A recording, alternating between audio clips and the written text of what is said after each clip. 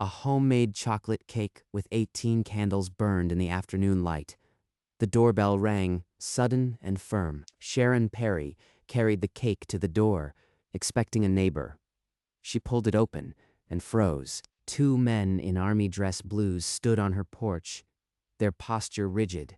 One held a leather portfolio with an unfamiliar crest. Ma'am, I am General Morrison. This is General Davis. We need a moment of your time. Generals, here.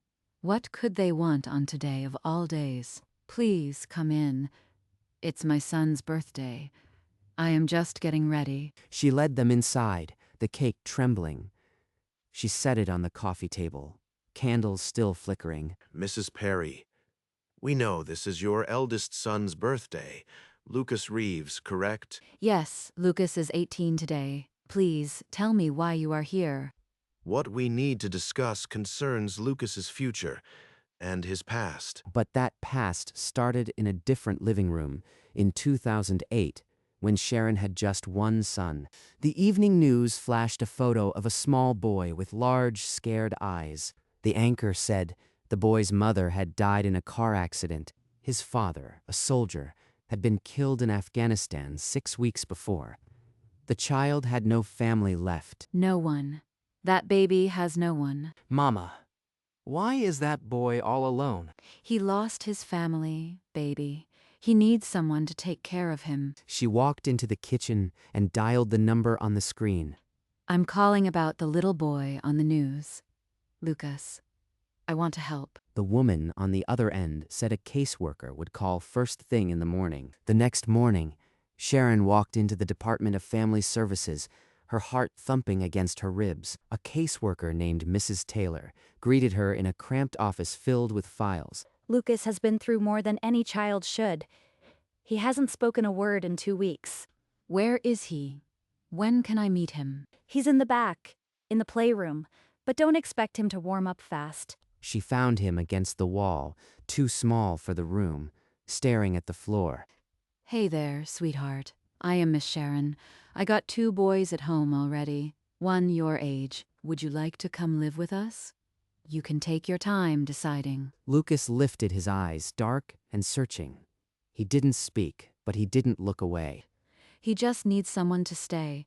I can stay. 3 months after her call, Lucas walked through Sharon's front door, carrying a duffel bag half his size. I saved you the spot on the sofa, and you can have my green truck. By that afternoon, the 2 boys were in the backyard, a ball between them, their laughter erasing the silence. That night, Sharon tucked Lucas into the bottom bunk, the sheets crisp and unfamiliar. You're safe now, baby. This is home. She sat on the edge of the mattress until his breathing softened, then kissed the top of his head. The next week, she set the timer and pulled the whole family together for a photograph. Her, Jaden, and Lucas, grinning into the lens. I'll never tell Lucas his father's name. He's too young to carry that weight. And so the silence about his father began, a silence she would keep for 14 years. At 6, Lucas came home from school with a family tree worksheet. A blank space sat where his other father should be. Your other daddy was a soldier, sweetheart. He served our country. What was his name? What did he look like? She turned to the sink and ran the water, her voice drowned by the rush of the faucet. Late that night, she sat alone on the sofa, a folded flag in her lap, its edges worn from her grip. The years blurred together. Lucas and Jaden charged through the backyard in camouflage, but Lucas always asked to be the hero. Mama, I need to know about my real father. What happened to him in Afghanistan? He loved you, Lucas. He would be so proud of the young man you are becoming. That's all you need to hold on to. Lucas nodded slowly, but the question had planted itself deep, and it would not stay buried forever. I can't tell him. Not yet. He's still too young for the weight of that truth. But Sharon couldn't outrun time. At 14, Lucas signed up for JROTC without a hint of hesitation. He came home in the uniform and stood a little taller.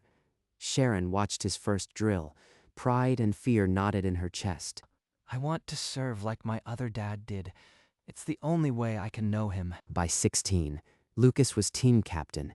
His instructors called him a natural leader. 2 years later, on a quiet Tuesday night, Lucas opened his laptop and clicked submit on an application that would change everything. Mama, I applied to West Point.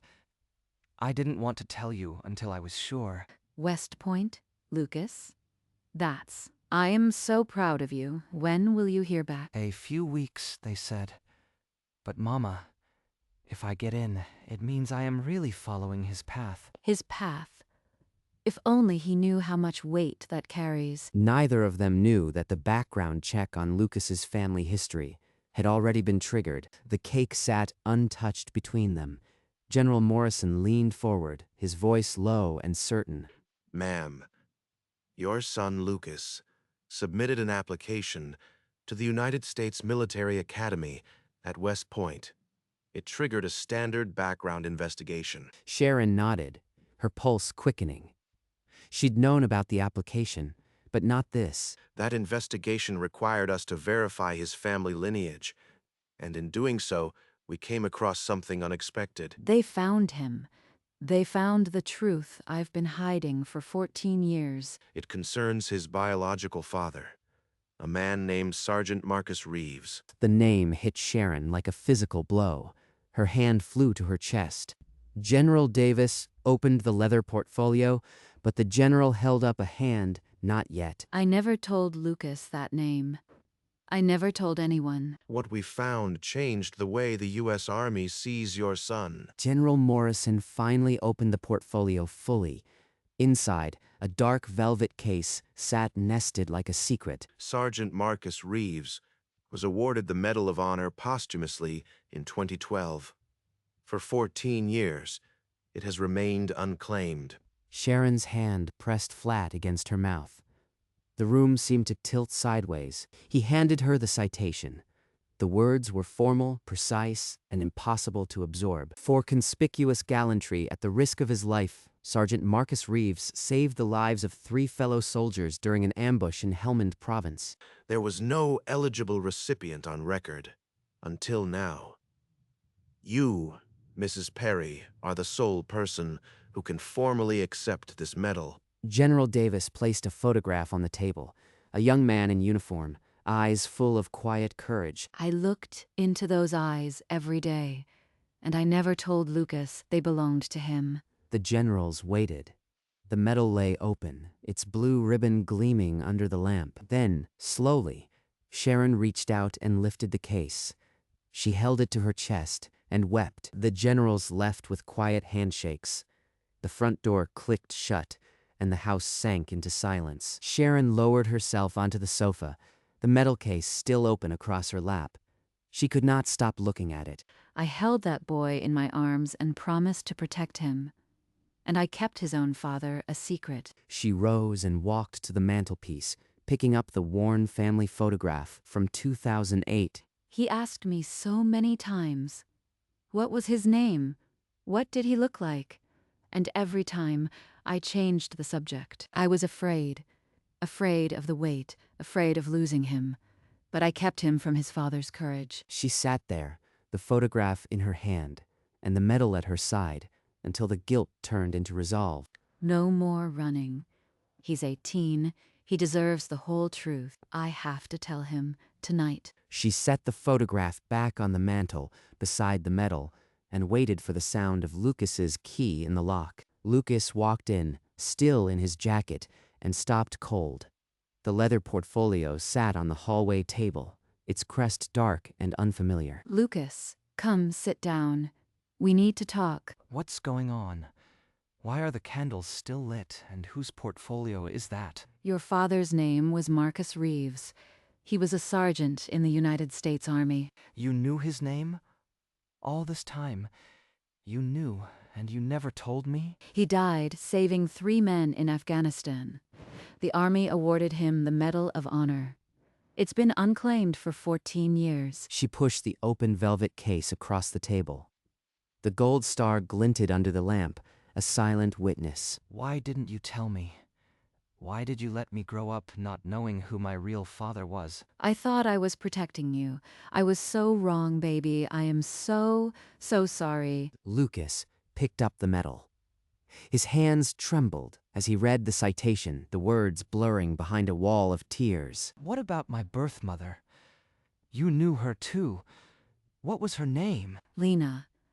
She was 22. A car crash took her before you turned 4.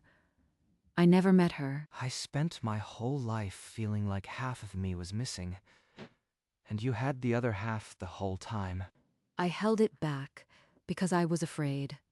Afraid of losing you to a ghost. But I was wrong, Lucas. So wrong. I am going to West Point.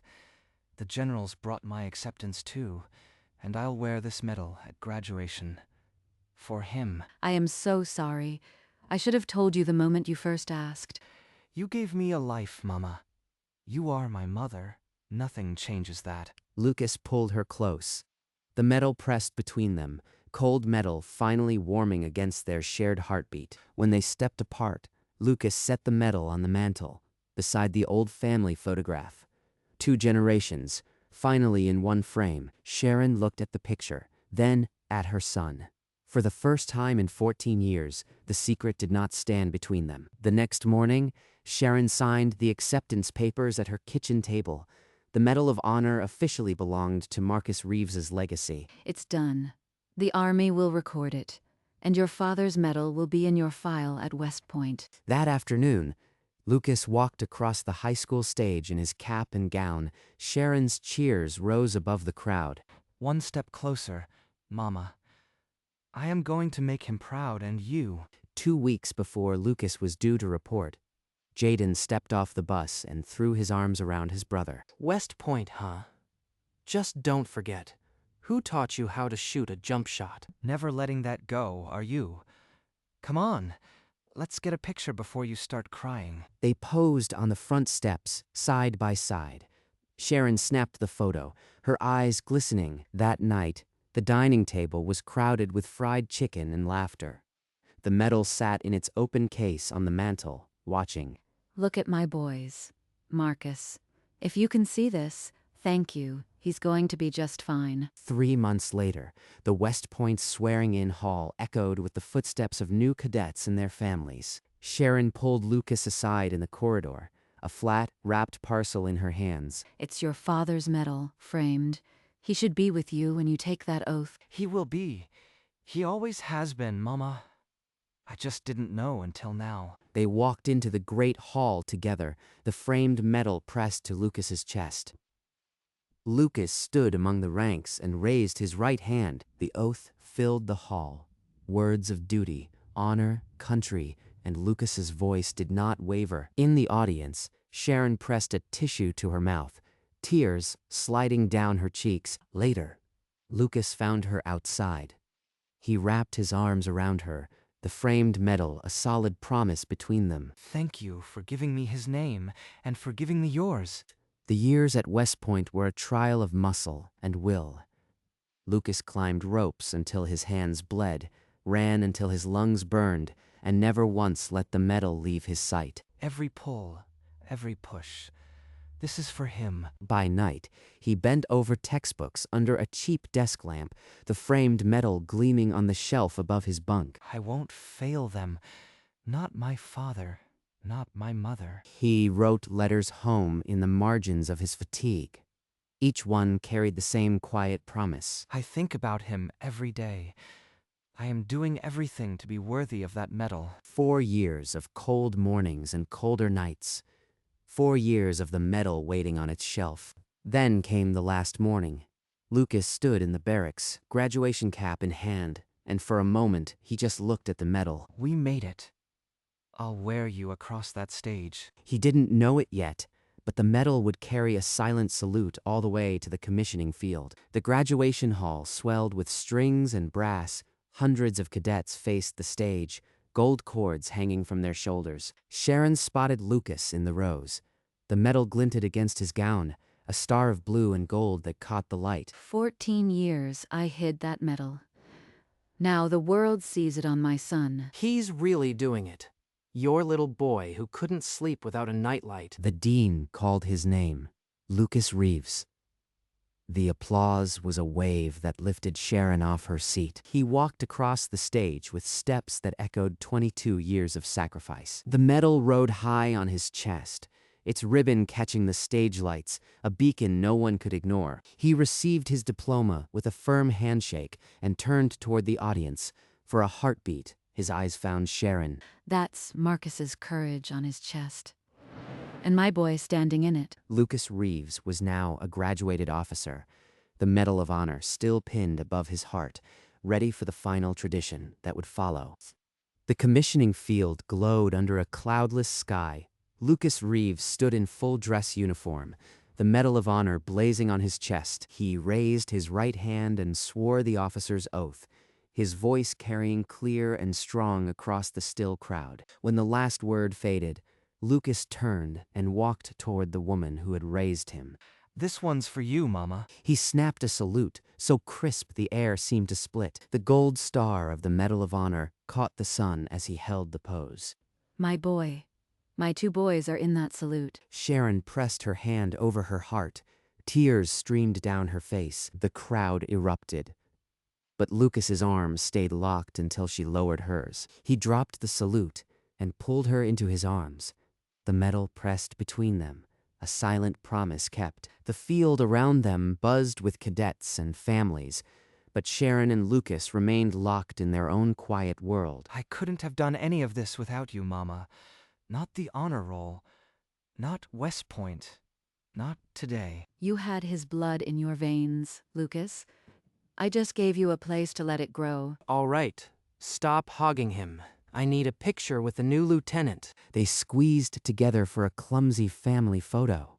The medal gleamed in the sunlight, a third presence in the frame. This medal belongs to my father Marcus, and to my father here at home. He tapped the gold star with his finger, then placed his hand over Sharon's heart. It belongs exactly where it is. The sun caught the medal's edge, and for a moment the field dissolved into another memory, a small boy clutching his new mother for the first time. 2 embraces, 18 years apart, both sealed by the same love. Later that day, Lucas walked alone to the memorial wall at the base of the academy, the medal still on his chest, the black granite stretched under the sky.